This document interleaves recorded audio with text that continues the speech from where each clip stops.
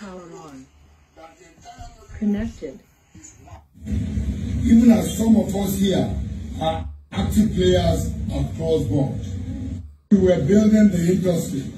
We never thought a time like this would come when those who trained will jettison the culture of respect. Our sector in the Nigerian motion picture industry is built on the Yoruba culture of respect and reverence for those ahead of us. And that has to be strictly adhered to because that is who we are.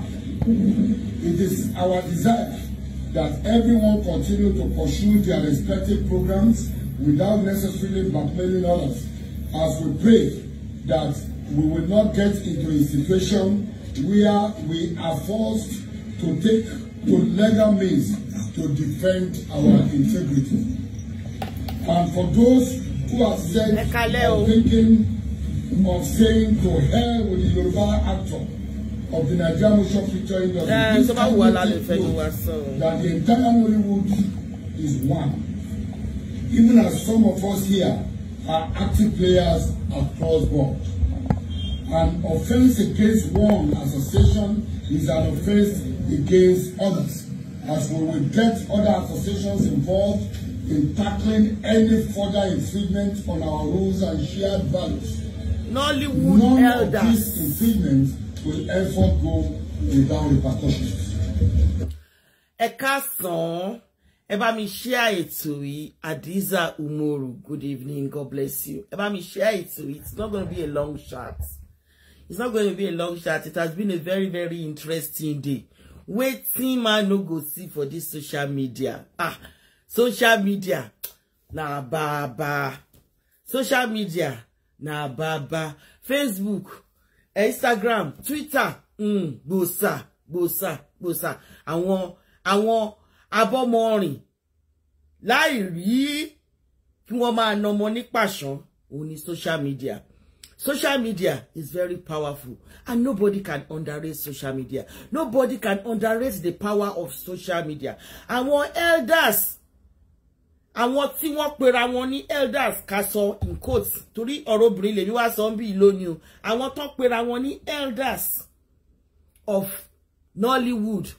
Elders of Nollywood. Wọ́n sọ̀rọ̀. Wọ́n náà wọ́n sọ̀rọ̀ sókè, ṣùgbọ́n lójú tèmi wọn ò sọ̀rọ̀ sókè. In fact, wọ́n kàn sọ̀rọ̀ sísàlẹ̀ ni. Wọ́n tẹ́ńbẹ́lú ara wọn nítorí pé kíni tibitire òun la dá ilé ayé ẹjọ́. Nígbà tí ẹ pera yín ní elders of Nollywood. Mo wo àwọn tó wà ńbẹ̀ o nínú fídíò tèmi rí o.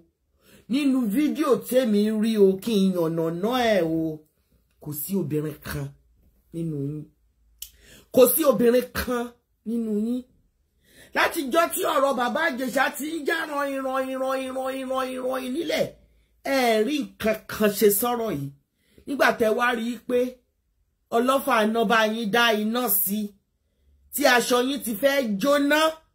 Tí ilé ayé gígan ti fẹ́ jóná. Ẹ sáré bọ́ síta. Ẹ rò pé wọn kì í mọ nǹkan táwa bá sọ ni. Gbogbo nta bá sọ báyìí máa ń gún wọn lára bí abẹ́rẹ́ ni. Ẹ pèrìyà yín ní elders of Nollywood. Ní fídíò tèmi rí o. Tí mo rí tó ń circulate. Tí mo dẹ̀ rí tí àbúrò mi tó mú ń bẹ̀. Tó mú nínú bẹ̀ jẹ́ kí n stop kíní mi like kó máa dún gbọngbọngbọn tí n bá ti ń sọ̀rọ̀. Tí mo rí tábúrò mi tó mú ń bẹ̀, mo rí pé kì í ṣe kóra yín jọ pọ̀. Ṣé rí ẹni tí ibi tí ẹ bá ti fi ti obìnrin ṣe, ibẹ̀ yẹn ò lè láǹfààní. Ọ̀rọ̀ obìnrin lẹ́wà sọ, gbóbìnrin sáàrin yín, kóbìnrin ti ẹ̀ sọ pé èmi ni mo represent àwọn obìnrin nínú ẹgbẹ́ yìí o. Nínú ọ̀rọ̀ tí wọ́n wá sọ yìí o, báwo lẹ ṣe máa ń farí lẹ́yìn lórí olórí náà? Kí ló mú gbogbo ọ̀rọ̀ yín jáde síta? Yes, kí ló mú gbogbo ọ̀rọ̀ yín jáde síta? Ọ̀rọ̀ tí gbogbo yín sọ tẹ́ fẹ́nu yín sọ tẹ́ fẹ́nu yín ṣátá nítorí obìnrin ṣe rí sìn ẹ wá tún jáde tán ẹ kóra yín jọ ó jẹ́ ọkùnrin ní gbogbo yín ẹ ní obìnrin méjì láàrin yín kan tẹ́ wá sọ pé well àwa gẹ́gẹ́ bí obìnrin àwa dúró láti sọ fún yín pé ìgbà tẹ́bi wọnú industry o kò sírú nǹkan bẹ́ẹ̀ yẹn o àwọn ọkùnrin tí wọ́n sọ bẹ́ẹ̀ wọ́n kàn fẹnu wọn jabla ẹ̀yin obìnrin ẹgbẹ́ mi tẹ́ wà ń ta tẹ́ fẹ́ join Nollywood tẹ́ fẹ́ join industry yìí o báyìí kàsà ẹgbọ́n tí àwọn elders wọ́n sọ. We were building the industry. Wọ́n build it àwọn ló build it o. We never thought a time like this will come when those we trained will jettison the culture of respect. Our sector in the Nigerian motion picture industry is built on the kò sí obìnrin ẹyọ kan ṣoṣo nínú wọn gbogbo wọn ọkùnrin ẹ bá gbọ́ òótọ́ sọ. Àwọn tó pera wọn ní elders ẹ bá gbọ́ òótọ́ sọ. It is our desire that everyone continue to pursue their respective programs without necessarily blackmailing others, as we pray that we will not get into a situation where we are forced to take to legal means to defend our integrity. And for those who have said or thinking of saying to hell with the Yoruba actor of the Nigerian motion picture industry, please kindly take note that the entire Nollywood is one. Even as some of us here are active players across board. An offense against one association is an offense against others. As we will get other associations involved in tackling any further infringement on our rules and shared values. None of these infringements will ever go without repercussions. And for the purpose of clarity, the Tampan BOT and elders of the industry declare the following. 1. That we do not support any form of criminal behavior in whatever guise or can never be party to them. 2. That we, as an association, have stayed away from Sherry Nollywood elders tẹ́ pera yín at least mo mọ̀ bí àyìn bí mẹ́rin nínú fọ́tò tí mò ń wò yìí mo rí Mr. Latin mo rí Mr. Salami Chief Salami mo rí Mr. Chief Jide Kosoko mo dẹ̀ rí Alhaji Chief Yinka Quadri àwọn ẹni tó wà lábẹ́ yẹn mi rí àwọn akú tó wà lápá kejì mi ò rí wọn. Damage control ní nǹkan tẹ́ wá ṣe nínú damage control tẹ́ wá ṣe náà ẹ tún wá bára yín jẹ́. Ó ṣó yìí pé ẹ ní regard fún obìnrin nínú industry yín ẹ ní regard fún obìnrin your words your chosen words ẹ ń pera yín ní actor bóyá kẹ́ gbọ́ kí n tó máa ẹ jẹ́ kí n jẹ́ kẹ́ gbọ́ ẹ̀yin tẹ́. Making comments on Lanre Omiyinka Baba Ijesha saga because we believe in the rule of law, due process, and the ability of the courts of the land to do justice in such a way that it will deem to have been done without necessarily being swayed by emotions or influenced by sympathies. That the views expressed by one of us, Olofano, is in no way representative of the opinion or position of the association. Sherry, bí Jide Kosoko ṣe jọra ẹ̀. Jide Kosoko ìwọ ló kọ́kọ́ sọ̀rọ̀ language yẹn now tó ní ẹ máa ń dóra yín nínú Nollywood industry ni. Tó ní ẹ máa ń dóra yín nínú Nollywood industry ni. Nígbà tó tún sọ̀rọ̀ nsìn, you call yourself Association of Actors. Ẹ fi actresses sí. Ẹ command me obìnrin, you making women invisible. Àwọn ò ní dákẹ́. Adébípẹ́lá ṣàdúrà lórúkọ mi. Ẹ kálẹ́ ẹ káàárọ̀ ẹ káàsán ẹ kúrọ̀lẹ́ níbikíbi tẹ́ bá ti ń wò mí ó dàárọ̀ ọkọ mi láyọ̀ la máa pàdé ẹ kálẹ́ ẹ káàárọ̀ níbikíbi tẹ́ bá ti ń wò mí àwọn ọ̀rọ̀ àwọn elders Nollywood industry ni mo gbé wá síwájú yín ní ọ̀sán yìí láti wá sọ fún yín bí wọ́n ṣe ń dì mí inú obìnrin bí wọ́n ṣe ń make obìnrin invisible bí wọ́n ṣe ń dì mí lóbìnrin bọ́n ṣe ń make obìnrin invisible àwọn people wọ̀nyí ẹ̀yin obìnrin tẹ́ wà ní Nollywood industry ó better kẹ́ lọ dá association yín sílẹ̀ nítorí wọn ò ní regard fún yín rárá wọ́n pera wọn ní elders of the Nollywood industry yet there is no single woman amongst them. That is why I'm out. Then there's chosen words. They never use actresses. They were using actor. Then that is number 2. Number 3, you categorically said and talked about Iyabo Ojo that has benefited from the industry. What about Lanre Omiyinka? Has he not benefited from the industry? What about you guys that have seated there? Shall you benefit in the industry? Yeah? You understand? Ẹ wá rí pé jámọ́ kankan ní Nigeria mọ́. Àwọn ọmọ kékèké tó ń ṣe skates. SKIT. Wọ́n ti gba social media mọ́ yín lọ́wọ́. Wọ́n ti lówó jù yín lọ. Ẹ wo Bọ́lá ọmọ Èkìtì. Nígbà tẹ́yin wà ní èjì yẹn ṣẹ́yin rí nǹkan tó ń lò. Ẹ wo gbogbo àwọn Mr. Macaroni, ẹ wo gbogbo mommy wa, gbogbo àwọn ọmọ kékèké wọ́n yẹn. Dr. G, gbogbo àwọn people wọ̀nyẹn láì sí yín, láì bá wọn ṣe, wọ́n dúró, Ọlọ́run dẹ̀ wà lẹ́yìn wọn. Ọlọ́run dúró tì yín. Ẹ̀yin àgbàyà yín bàbá àgbàyà yín bàbá rédèrèdè. Ẹ jẹ́ ká tún bẹ̀rẹ̀ láti bẹ̀rẹ̀. Ká máa ṣe mọ̀ bẹ́ẹ̀. Bóyá Dorcas sì máa wá ṣe analysis lórí ẹ̀ ṣe mọ̀ èmi ò mọ̀ mo nǹkan tí mo fẹ́ sọ but kí n máa gbọ́rọ̀ wọn kí n máa tún sọ kí n máa ṣe gbogbo ẹ̀yẹn mi ò mọ̀ Dorcas ní talent fún yẹn but ẹ jẹ́ kí n tèmi ń bá wọn jà lé lórí ẹ wò wọn bọ́ ṣe pọ̀ tó àwọn bíi 6 bíi 7 kò sí obìnrin ẹyọ kan ṣoṣo nínú wọn bẹ́ẹ̀ ọ̀rọ̀ obìnrin ni wọ́n ń sọ kò sí obìnrin ẹyọ kan ṣoṣo nínú wọn bẹ́ẹ̀ ọ̀rọ̀ obìnrin ni wọ́n ń sọ. Number 2 ẹ ń sọ̀rọ̀ social media. We never thought a time like this will come when those we trained will jettison the culture of respect. Wọ́n ní àwọn ò mọ̀ pé irú bàbá yìí máa wà nígbà tí àwọn train wọ́n fi ojú olóore Nollywood gúnlẹ̀ ó yá ẹgbẹ́ òsókè. Sector in the Nigerian motion picture industry is built on the Yoruba culture of respect and reference for those ahead of us, and that has to be strictly adhered to because that is who we are. It is our desire that everyone continue to pursue their respective programs without necessarily blackmailing others, as we pray that we will not get into a situation where we are forced to take to legal means to defend our integrity. Now, ẹ lè lo legal means láti defend integrity yín. Àwọn wo ni wọ́n blackmail? Ẹ sọ̀rọ̀ nípa Yomi Fabiyi, wọ́n mention ẹ̀. Iyabo Ojo, specifically you mention Iyabo Ojo.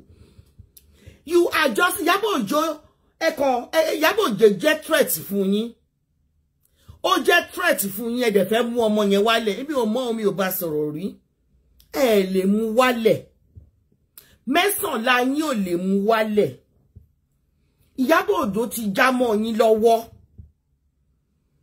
Mẹ́sànlá yín ò lè mú Iyabo Ojo mọ́lẹ̀. Ẹ̀yin àgbàlagbà àyà tẹ́ kó sí garawa tẹ́ wà ní Nollywood industry. Ẹ kàn ń lo àwọn actresses yẹn bí instruments ni. Bí Joyce ṣe sọ. Veracruz bó ṣe sọ. The actors are just using the actresses as instruments. Nǹkan tẹ́ ohun èlò lásán lẹ rí wọn sí. Tí ẹ bá rí wọn as ohun èlò ní kóra yín jọ. Ẹ wo bẹ́ẹ̀ ṣe pọ̀. Who have said or thinking of saying to hell with the Yoruba actor of the Nigerian motion picture industry, please kindly take note that the entire. And to those who are saying to hell with the Yoruba motion actors. Ṣé rí pé wọ́n ti rí pé àwọn nìkan làwọn ní industry yẹn. Wọ́n sọ di patriotic industry àwọn ọkùnrin nìkan. Industry àwọn obìnrin nìkan, àwọn ọkùnrin nìkan. Ẹ rí obìnrin pé they are part of the industry. Instruments ehun èlò. bí ọlọ́fà àná ṣe sọ ó tọ́ ni tí ọlọ́fà àná sọ ẹ̀yin gbogbo yín ẹ wá dáwọ́ jọ lu ọlọ́fà àná lánàá ẹ lè jẹ́ kí ẹ lè kàn máa jẹ́ àwọn obìnrin à kì í ṣe it brings me back to the issue of submissiveness. Ìyábọ̀ Òjó lẹ ra kàkà mọ́. Who give you that entitlement? Pé Ìyábọ̀ Òjó gbọ́dọ̀ máa respect yín. And the culture of Yoruba is respect and respect is reciprocal. Yes, that is the culture of Yoruba. But do you respect the women? Do you express actors is a general term? Actor. Why can't they put actors and actresses? Actors is a general term. Be man is a general term in the Bible. It is a masculine word. Here, ọ̀rọ̀ obìnrin ló gbé wọn débi tí wọ́n dé yẹn. Ẹ jọ̀ọ́, okay, ṣé nígbà tí wọ́n tún lè lo actresses, àwọn obìnrin mélòó ló wà nínú ìjókòó yẹn. Ẹ jọ̀ọ́ torí Ọlọ́run tá bá ń sọ̀rọ̀ ní orí platform mi mi ò mọ yan kan, mi mọ actors, mi mọ actresses kankan. Ṣùgbọ́n àwa máa ń fẹ́ sọ òótọ́ ọ̀rọ̀ ń bí ni. Oluwato, yes, na. Bẹ́ẹ̀ni, wasn't like that. Bẹ́ẹ̀ni. Wọ́n accept kíni. Ó di dandan kó accept ó yẹ kí obìnrin wà láàrin wọn. When we say we are talking about the elders, lè máa fárí. When you are deciding about women issues, women must be there. When you are talking about women issues, women must be there. Ẹ wà ńbẹ̀ yẹn ẹ̀yin bí méje, ẹ̀yin bí mẹ́jọ kò sí obìnrin ẹyọ kan ṣoṣo láàrin yín. Ẹ̀yin bí obìnrin kò sí obìnrin kankan ṣoṣo láàrin yín tó lè wá jáde tó lè ṣe testimony pé èmi ò gbà tí mo ti dé kíní yìí o ẹni tí mo fẹ́ nínú wọn ó wù mí láti fẹ́ ní ṣùlọ́kà ni o kò ṣe pé bóyá wọ́n lé mi káàkiri àbí nǹkan kan bẹ́ẹ̀ ẹ̀yin obìnrin akẹgbẹ́ mi ẹ jọ̀ọ́ ẹ jẹ́ ká dáríjì gbogbo Nollywood industry àtobìnrin àtọkùnrin àtọmọdé àtàgbàlagbà kò sí kankan ẹ̀rí yẹn ṣe ẹ bọ́ síta ẹ wá ń sọ̀rọ̀ ẹ ń fárí orí ẹ ń fárí orò lẹ́yìn ẹ̀ nítorí pé ẹ fẹ́ castigate kí ló lóun jẹ́ Ìyábọ̀ Òjó torí Ìyábọ̀ Òjó lẹ ṣe jáde torí Ìyábọ̀ Òjó lẹ ṣe jáde ẹ gbé lọ́ọ̀yà yín dìde ní tẹ́ bá fẹ́ ṣe kẹṣe ẹ sọ̀rọ̀ nípa Yomi Fabiyi èèyàn méjì ní two fighting ní náà kó tó di pé ìwọ Jídé Kòsọ́kọ́ ògbẹ́nu ẹ̀ sí tó ní dídó lóbò tó ní ẹ má dóra yín ní Nollywood industry pé tó bá fẹ́ gòkè ẹ̀ láti do ṣáá ni nígbà tó tún sọ yẹn tán ọlọ́fà iná sọ tiẹ̀ bọ̀ nígbà tó ń sọ̀rọ̀ lónìí ọlọ́fà iná nìkan ló dárúkọ Mr. Jídé Kòsọ́kọ́ mi ò mọ̀ yín rí o mi ò mọ̀ yín rí o gbà tí mi ti like yín nígbà tí ẹ̀rí ẹ̀ta ti kú o mi ò mọ̀ yín rí I don't like you mi mọ̀ yín rí agbóhùn sókè. Is one. Even as some of us here are active players across board. An offense against one association is an offense against others, as we will get other associations involved in tackling any further infringement on our rule. Èmi ò rí o, àwọn tèmi rí Nizzy Anjorin actress ló kọ síbẹ̀, Ìyábọ̀ Òjó actress ló kọ síbẹ̀, Fúnkẹ́ Akíndélé actress ló kọ síbẹ̀, bọ́lẹ̀ tí wọ́n tó pera wọn ní actor. Tó bá tiẹ̀ wá pera wọn ní actor, mo ní ó dá mo gbà yẹn fún yín. Actor is a general word. Actor is not a general word. Okay, actor is a general word. Ẹ jẹ́ fún yín nìyẹn. Torí èèyàn kan kì í mọ̀ tán. Okay, actor is a general word. But we are talking about women issue here. The issue that led to the castigation of Nollywood industry, that led to many people that came out on the social media to come and tongue lash them, is about women. Where are the women here? Where are the women? Where are the women? They are all men. I want to see at least a woman. I want to see at least a woman seated there. So you call yourself elders of the Nollywood. Àwọn obìnrin yẹn wọn kì í ṣe elders nìyẹn. That is what I'm talking about here. We have to be represented, duly represented when our issues has been tabled on the matter. Torí àwa la mọ̀ tó ń dùn wá lọ́kàn. Tí obìnrin kan bá wà láàrin wọn, lẹ́yìn tí Jídé Kòsọ́kọ́ bá sọ̀rọ̀ tán tí obìnrin kan tó jókòó sórí tébù yẹn náà tó bá wá sọ̀rọ̀ pé ẹ̀yin obìnrin bíi tèmi ẹ jọ̀ọ́ ẹ má jẹ́ kí a rò yí pé nǹkan tí wọ́n sọ yí pé wọ́n máa bá wa sùn ká tó gòkè àgbà. Ẹ má jẹ́ ká rò pé òótọ́ ni. Obìnrin lèmi, kò sẹ́ni tó bá mi sùn o. Mo dẹ̀ débi tí mo dé nínú Lollywood industry yìí o. Although òṣèré bíi tẹgbẹ́ mi ni mo fẹ́, because doctor máa fẹ́ doctor, nurses á fẹ́ nurses, teacher á fẹ́ teacher. Bẹ́ẹ̀ ni ó wù mí láti fẹ́ ni. Ẹni tí mo fẹ́ lé ọkọ ó wù mí láti fẹ́ ni, torí pé àjọ ń ṣiṣẹ́ olóṣèré yìí ló wù mí láti fẹ́. Kì í ṣe yí pé ó ní kí n fẹ́ òun kí n tó lè gòkè. Nǹkan tẹ́mi fẹ́ gbọ́ nìyẹn. Ohun tí mo fẹ́ gbọ́ nìyẹn. Ẹ wá kóra yín jọ, ẹ kórí lórí ẹ kẹ́sẹ̀ lẹ́sẹ̀. Ọkùnrin. Bẹ́ẹ̀ ni ẹ máa rí repercussion ẹ̀ he. Ihun tẹ́mi dúró lé lórí nìyẹn. For the purpose of clarity, the Tampa BOT and elders of the industry declare the following. Ẹ máa gbọ́. One, that we listen to their declarations. not support any form of criminal behavior in whatever guise or and can never be party to them. Two, that we, as an association. Yes, that is what I was saying. At least we're talking about women here. We're talking about women here. Ẹ dárúkọ Ìyábọ̀ Òjó, ẹ dárúkọ Yomi Fabiyi. Yomi Fabiyi is equally a perpetuator of all these things tó ṣẹlẹ̀ sí yín ní Lollywood industry yín. Ìyábọ̀ Òjó nìkan lẹ dárúkọ ẹ. Ẹ dárúkọ Lánre, kí ló tẹ́ ẹ dárúkọ Yomi? Yomi náà wà ńbẹ̀. Kí ló dé tó fi jẹ́ pé àwọn obìnrin àti ẹ̀ máa ń jẹ́ threat fún yín ní gbogbo ìgbà? You are such a anachronistic people. Ní Nollywood industry gbogbo ẹ̀yin tẹ́ kóra yín jọ síbẹ̀ yẹn lórí ọ̀rọ̀ yìí o. Ẹ̀yin lẹ ń pè ní bàbá àsàlẹ̀.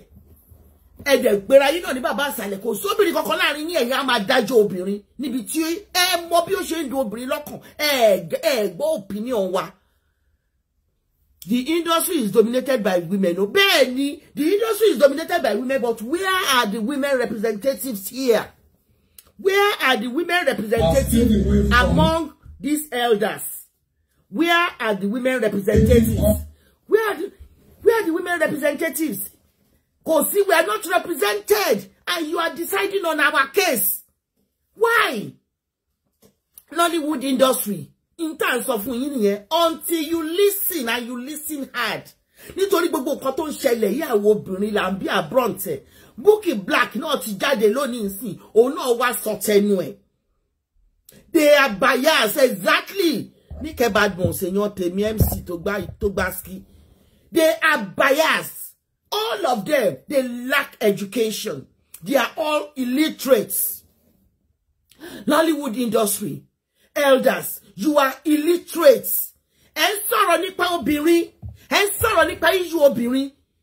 Ẹ ń sọ̀rọ̀ nípa issue obìnrin, ẹ rí obìnrin kan mú jáde kó wá testify. Yeah, they are very anachronistic.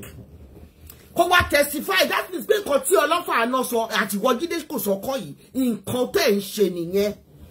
Kẹ́ má lè rí obìnrin kan kó wá represent gbogbo obìnrin industry pé ẹ̀yin obìnrin mi o, ẹ má má bínú. Sí nǹkan tí àwọn kan gbé káàkiri awuyewuye yìí pé ẹni tó bá fẹ́ gòkè nínú industry yẹn kẹ́dẹ̀ wá ṣe àkàwé pé ẹni tó bá fẹ́ gòkè nínú industry yẹn pé dandan ni kán bá wọn sùn. Kò rí bẹ́ẹ̀ o. Èmi jáde o gẹ́gẹ́ bí àwọn ìkan nínú àwọn elders, àwọn tó jẹ́ ìyá àsàlẹ̀ nínú òṣèré yìí, rí kankan mú jáde nínú wọn. Jídé Kòsọ́kọ́ and his cohorts. Ẹ bọ́ síbẹ̀ gẹ́ fìlà, ojú yín dúdú bí hippopotamus. Ọ̀rọ̀ obìnrin dẹ̀ ni. Ọ̀rọ̀ obìnrin nítorí nǹkan tó bí àwọn obìnrin ládẹ̀ ń sọ nǹkan tó ń bí gbogbo ayé nínú nìyẹn, nítorí pé ẹsẹ̀ pé tóbìnrin kan bá fẹ́ gòkè nínú industry yẹn láti kọ́kọ́ jó wọn. Ọlọ́fà iná sọ, ìwọ Jídé Kòsọ́kọ́ sọ. Nígbà tí ìwọ Jídé Kòsọ́kọ́ tó ń yọ̀nà náà rọ̀ sí oyọ rẹ̀ kúrò bí Ọlọ́fà iná nìkan ló sọ tiẹ̀. Ẹ̀dẹ̀ pariwo Ìyábọ̀ Òjó wíwára ṣe sọ̀rọ̀ nípa Yomi Fabiyi. Ẹni kẹ́sì yẹn o ti Lánre Omi Yínká ẹni ẹ fẹ́ kí ó take normal course. Yes, Nobody is talking about that case. Kò tí ẹ fẹ́ kọ́ tó ní pé kẹ́ jáde fún. Àwa go tí ẹ fẹ́ kẹ́ jáde fún. Ṣùgbọ́n nǹkan tó ń ti ẹnu yín jáde, tẹ́ ń sọ lábẹ́lẹ̀, tẹ́ ń sọ ní kọ̀kọ̀, tẹ́ ń sọ ní gbangba ní pé àwọn obìnrin tó wà ní Nollywood industry, aṣẹ́wó ni wọ́n, àwọn lè máa ń dó, àwọn lè máa fi relieve tension. Láíláí ní ibikíbi tí èèyàn bá ti ń ṣiṣẹ́, bí mo ṣe jẹ́ nurse ó lè jẹ́ nurse ọkùnrin ló wù mí láti fẹ́, bí mo ṣe jẹ́ accountant ó lè jẹ́ accountant ọkùnrin ni máa tún fẹ́, bí mo ṣe jẹ́ kunlékunlé ó lè jẹ́ kunlékunlé obìnrin ni mo máa fẹ́. You understand? Bí mo ṣe jẹ́ gbálẹ̀gbálẹ̀ ó lè jẹ́ gbálẹ̀gbálẹ̀ obìnrin ni mo máa fẹ́. Láíláí ni èèyàn ti ń fẹ́ ara nínú industry tí wọ́n fẹ́ra sílé. Ṣùgbọ́n báwo ni industry tí yín ti jẹ́ tó jẹ́ wípé tí obìnrin bá fẹ́ gun òkè, tóbìnrin bá fẹ́ rọ́wọ́ mú, tóbìnrin bá fẹ́ di assistant yín, tóbìnrin bá fẹ́ di ipò tẹ́wà, ẹ wá kóra yín jọ, ẹ pera yín ní elder. Kò sí obìnrin kan láàrin bí ẹ̀yin méje tẹ́ dúró síbẹ̀. Kò sí obìnrin ẹyọ kan ṣoṣo. Ó show yìí pé nǹkan tá a ṣe ń sọ òun náà là ń sọ. Nǹkan tá a dẹ̀ máa ń sọ ní pé tí wọ́n bá ń bá wa sọ̀rọ̀ obìnrin, tá a bá ń sọ̀rọ̀ obìnrin, ẹ jẹ́ kóbìnrin máa wà ńbẹ̀ nítorí pé obìnrin ló mọ̀ bó ṣe dùn òun sí. Obìnrin ló dẹ̀ pọ̀jù nínú industry yín. Àwọn náà máa jó fún yín, àwọn náà máa fàyà jó, àwọn náà máa fìdí jó, àwọn náà máa jó skelewu fún yín, àwọn náà máa jó gbogbo ẹ̀. You understand? Àwọn ní kẹ́ tó gbàgbọ́ kọ́ máa produce gan pàápàá, ó pẹ́ náà ẹ jókòó tì ní. Nínú àwọn censor group yín náà, obìnrin mélòó ló wà bẹ́ẹ̀? Ẹ̀yin ọkùnrin náà lẹ jókòó tì, tóbìnrin bá ṣe feedback kó tó jáde báyìí, àfi kíní ni. Àfi kó forí ṣe, àfi kó fọrùn ṣe, àfi kó sáré kẹ́mi ẹ̀ fẹ́ bọ́. Ẹ mú gbogbo ọwọ́ obìnrin, ẹ kì sábíyá, ẹ kì orí wọn sábíyá, ẹ kì ọwọ́ wọn sábíyá.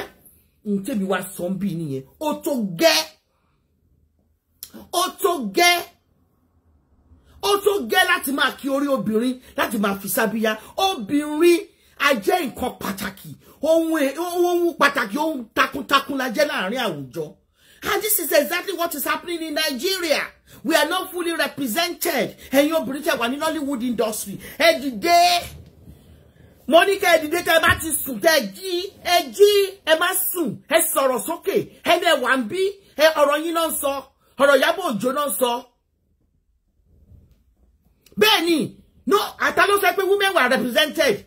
Lórí high table yẹn ni mò ń sọ o, mi ò sọ̀rọ̀ lórí àwọn tó wà ní floor. Ní orí high table yẹn kò sí obìnrin ẹyọ kan bẹ́ẹ̀ nínú fídíò tèmi rí yìí o, nínú fídíò tèmi rí yìí. Àfi tí mi bá wà. Ṣùgbọ́n nínú fídíò tèmi rí yìí kò sí obìnrin ẹyọ kan bẹ́ẹ̀ nígbà tẹ́ ń ka declaration yín. Nígbà tẹ́ nínú declaration yín, tẹ́ pé máa take law, ẹ máa lọ sí law, ẹ máa lọ sí court of law. Obìnrin kọ́ lẹ̀ bá wí. Ìyábọ̀ Òjó lẹ̀ fi dára, lẹ̀ fọgbọ́n bá wí náà pé máa gbé lọ sí court. Kí ló ṣe fún yín? Kí ló ṣe fún yín? Ọlọ́pàá náà àti ìwọ Jídé Kòsọ́kọ́ tẹ́ fẹnu já wáyà. Mọ̀gbà tí wọ́n Jídé Kòsọ́kọ́ Kẹ́mi Olúnlọ́yọ̀ nìkan ló kọ́kọ́ sọ̀rọ̀ pẹ̀. Àwọn díẹ̀ náà sọ ní Nàìjíríà, but àwa táwa ń bíbà a kàn sí lẹ́nu à ń wò. Nọ́tọ̀ tí Ọlọ́pàá náà Adérẹ̀mí Adédèjì tó náà wá bọ́ síta tó wá sọ. Obìnrin nǹkan yẹpẹlẹlẹ lóbìnrin, ẹ máa ṣe pé kóbìnrin kan fi nǹkan yá yín, ẹ̀yin ni elders, ìyá dẹ̀ máa jẹ́ obìnrin. Ìyá máa jẹ́ obìnrin, a fi nǹkan kan yá yín mọ́ o. Ẹ̀yin obìnrin tẹ́ wà ní Nollywood industry, ẹ dìde, ẹ jí, ẹ má sùn. Àwọn people ìkọ́ fẹ́ máa lò yín ṣáá ni. You can stand on your own and do things on your own. They call themselves actors. They call themselves elders. No single representative of obìnrin ló wà ńbẹ̀. Not a single woman on the high table. Ìyẹn ló ta mí lára tí mo fi jáde wá. So gbogbo nǹkan tẹ́ sọ yẹn is null and void. Death, mercy after death ni. Bẹ́ẹ̀ ṣe wá yẹn gangan, dead on arrival ni. Ẹ ti kú sára. Ó show pé nǹkan tẹ́ ń ṣe nínú industry yín nìyẹn. Ó sì tún show yìí pé ẹ kì í rí obìnrin. Ẹ rí obìnrin as something valuable, as something precious, as nǹkan ẹlẹgẹ́, something fragile. Fragile as in kagbe. Pé gẹ́gẹ́ ni mo fẹ́ gbé kó má jábọ́ kó má fọ́. Gbogbo nte wá ṣe lónìí Ìyábọ̀ Òjó lẹ sì bá wí o. Ìyábọ̀ Òjó lẹ wá bá wí. Lẹ wá bá wí lápapọ̀ ní ìmọ̀ràn yín ló jọ lórí ẹ̀ kò dẹ̀ ní jọ ìmọ̀ kímọ̀ kò gbà gbọ́dọ̀ jọ ète burúkú nìkan tẹ́ wá ṣe àbòsí òun lẹ wá ṣe lónìí. Tẹ́ ń declare ẹ̀rọ. Tẹ́mi lè sọ lórí ẹ̀ ni mo ti sọ yẹn. ọ̀bàyéjẹ́ ní gbogbo ẹ̀yin ọkùnrin tó wà nínú Nollywood industry tẹ́ pera yín ní elders ẹ wá rí pé agbára yín ò ká social media agbára yín ò ká wa agbára yín ò ká wa ẹ̀rù bà yín bẹ́ẹ̀ dẹ̀ ṣe máa ṣe nìyẹn ẹ máa jẹ blogging lọ títí ọ̀hún tí tẹ́ bá value obìnrin ẹ máa jẹ blogging ẹ máa jẹ ìfọ́tí olóyìí social media máa nà yín pàṣán àfi tẹ́ bá rí i pé ẹ gbé obìnrin ga ẹ gbé obìnrin síbi tí ó yẹ kí obìnrin wà tó jẹ́ pé ẹ lè act eré kan láì bá sí obìnrin bí àwa lè act láì bá sí ọkùnrin ẹyọ kan bẹ̀ tó ti yé yín bẹ́ẹ̀ yẹn ẹ lọ túlé yín tò kẹ túlé yín tò ẹ̀yin Nollywood industry men ẹ túlé yín tò ilé yín ti dàrú tán in fact ilé yín ti wó ilé yín wó gúrúgúrú ilé yín ti wó ẹ lọ túlé yín tò Ìyábọ̀ Òjó ẹyọ kan ní ọmọ rí o but ó mì yín àgbàlagbà ó mì yín lògbòlògbò bí tẹ́ ti máa mọ̀ pé power to women. Who rules the world? Women. Who rules the world? Women. Who rules the world? Women. Until tẹ́ bá tó gbà wípé àgbà ni obìnrin. Nollywood industry. Orí yín láti máa bẹ̀rẹ̀. Orí yín òun láti máa bẹ̀rẹ̀ sí ní fọ Nàìjíríà mọ́. Àgbà ni obìnrin. Obìnrin làgbà. Ọ̀gá lobìnrin. Obìnrin làgbà. Who rules the world? Nínú yín ẹ pera yín ní elders ẹ jókòó ẹ fẹ́ kẹ̀kẹ́ sí orí kíní ẹ pé press conference kò sí obìnrin ẹyọ kan ṣoṣo nínú yín.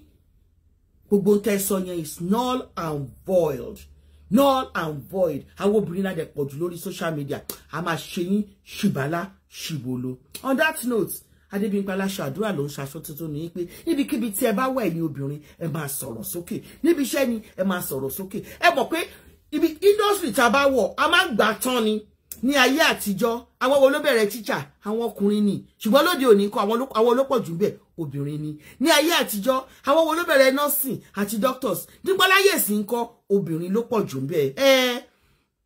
Yes, Johnson. I'm dissatisfied. Yeah, you want to say you are disgusted about Jide Kotoko. Àwọn ọmọ wọn, gbogbo wọn wọ́n push àwọn ọmọ wọn, wọ́n push àwọn ọmọ wọn sókè, wọ́n push àwọn ọmọ wọn. Jide Kotoko, Adébáyọ̀ Sàlámì, àwọn ọmọ yín, ọkùnrin, obìnrin, ẹ push wọn sókè, ẹ ṣe gbogbo. Àwọn obìnrin tó ti wà nínú Nollywood industry yẹn, ẹ ń fọwọ́ rọ́ wọn sẹ́yìn. We women rules the world. Obìnrin bíkíbi tí ẹ bá wà. Ṣẹ́túrí ń sìn àtún ti ń gba gbogbo accounting. Obìnrin ló tún ti fẹ́ máa gborí lọ́wọ́ gbogbo accounting industry. A máa gbà tán. It's a matter of time. In another 100 years time. A máa rí orílẹ̀-èdè tí obìnrin máa rule ó máa pọ̀ jù tí ọkùnrin máa rule lọ. Bẹ́ẹ̀ ni, a lè má sí láyé láti rí. Ṣùgbọ́n tó bá jẹ́ pé òótọ́ ni òkú máa di spirit gbogbo wa náà la máa fojú wa rí. Nígbà yẹn in 100 years time. Ó dé tán. Ẹ̀yin obìnrin ibikíbi tẹ́ bá wà ẹ máa sọ̀rọ̀ sókè ẹ wo nǹkan tí wọ́n ṣe fún wa o ní Nollywood industry àwọn elders ti jáde o àwọn elders Nollywood industry jáde o kò sí obìnrin ẹyọ kan ṣoṣo láàrin àwọn elders Nollywood industry bí obìnrin ṣe pọ̀ tó nínú industry yẹn bí obìnrin ṣe jẹ́ producers tó nínú industry yẹn bí obìnrin ṣe jẹ́ bẹ́ẹ̀ ni nípò ibu directing a movie in Nigeria wọ́n mú ọwọ́ obìnrin wọ́n ṣe sẹ́yìn kàkàlẹ́ ṣàṣàlẹ̀ máa rí fídíò movie tí obìnrin direct wọ́n ṣe gbogbo wọ́n ṣàfẹ́ gbà àwọn wọ́n dúró kàkàkà síbẹ̀ wọ́n pera wọn ní elders o àwọn ọkùnrin la rí o kò sóbìnrin kankan níbẹ̀ o wọ́n fọwọ́ rọ́ wa sẹ́yìn o ẹ má gbà fún wọn o ẹ má jẹ́ kó fọwọ́ rọ́ wa sẹ́yìn o ṣó ti yé yín ibikíbi tẹ́ bá ti wà ẹ sọ̀rọ̀ sókè bẹ́ẹ̀ mi ṣe ń sọ̀rọ̀ sókè fún àwọn actresses lónìí ẹ sọ̀rọ̀ sókè. Women rule the world. On that note, Adébímpé Aláṣàdúrà lórúkọ mi. Mo gbé bí kí n sọ̀rọ̀ púpọ̀. Ìmọ̀ràn sọ, ìwọ̀nba tí mo sọ yìí náà ẹ bá mi gbà bẹ́ẹ̀. Ẹ ṣé gan ni. Ẹ jẹ́ ká máa gbọ́rọ̀ àwọn pípù yẹn lọ. On Lanre Omiyinka Baba Ijesha saga, because we believe in the rule of law, due process, and the ability of the courts of the land to do justice in such a way that it will deem to have been done without necessarily being swayed by emotions or influenced by sympathies. Yes, women are in the industry. Expressed by one of us, Olofano, is in no way representative of the opinion or position of the association. Ṣẹ̀rá àwọn alábòsí, Jídé Kòsọ́kọ́ ló ń sọ̀rọ̀ yìí o, Jídé Kòsọ́kọ́ gangan. Ẹjọ́ ẹni tó bá ní fídíò yẹn kó send ẹ̀ sí mi. Jídé Kòsọ́kọ́ gangan ló kọ́kọ́ bẹ̀rẹ̀ sí ní sọ̀tọ̀kúsọ yẹn. Olówó bẹ̀rẹ̀ nísìnyí ó wá yọ the views expressed by one of us. Olofano, whereas ìwọ gangan ló kọ́kọ́. So ẹ ti rí ilé tá a bá fi tọ́mọ, ìrì ló máa wo. Ilé tí a bá fi tọ́mọ, ìrì ló máa wo. Ẹ̀yin Nollywood actors and actresses, ẹ sọ̀rọ̀ sókè ẹ̀yin actresses. Wọ́n ń fọwọ́rọ̀ yín sẹ́yìn. Wọ́n ń fọwọ́rọ̀ yín sẹ́yìn gan ni o. Ẹ sọ̀rọ̀ sókè. Ẹ má jẹ́ kan jẹ yín máa yé ẹ̀yin Nollywood industry. Ẹ má jẹ́ kan jẹ yín máa yé ẹ̀yin obìnrin. Ẹ má jẹ́ kan jẹ yín máa yé ẹjọ́ mo bẹ̀ yín ni. Ẹjọ́ mo bẹ̀ yín. It's Maestro and the Big Baby. Are you ready? Ẹ máa jẹ́ ìṣọ́ládé fún yín o.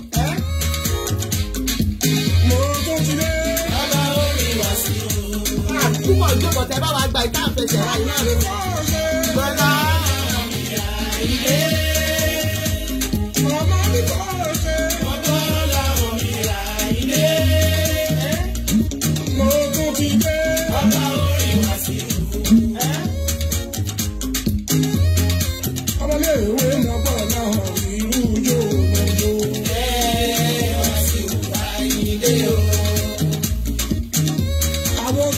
Sẹ́yìn lọ́gbọ́n láwọn ìlú yóò lọ́gbọ́.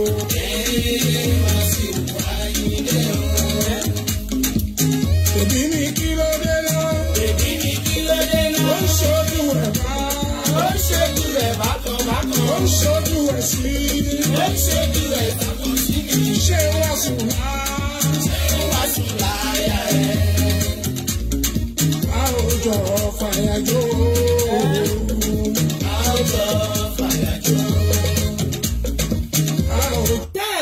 Tí ìkọrin obìnrin kọrin obìnrin jùdíjùdí obìnrin jọyànjọyàn lè ta ẹgbẹ́ obìnrin lárugẹ obìnrin ló láyé ayé obìnrin la wà obìnrin ló bí yín òbò obìnrin lẹ̀ ń dó ẹgbẹ́ obìnrin lárugẹ obìnrin ló láyé who rules the world obìnrin ni ó yá gbọ́n sókè.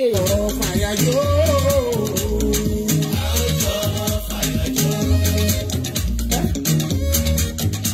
Bí ọmọ pọ̀lá ọ̀hún ní alábá ń bí wọn, aṣọ ìbàlàndà fún wa.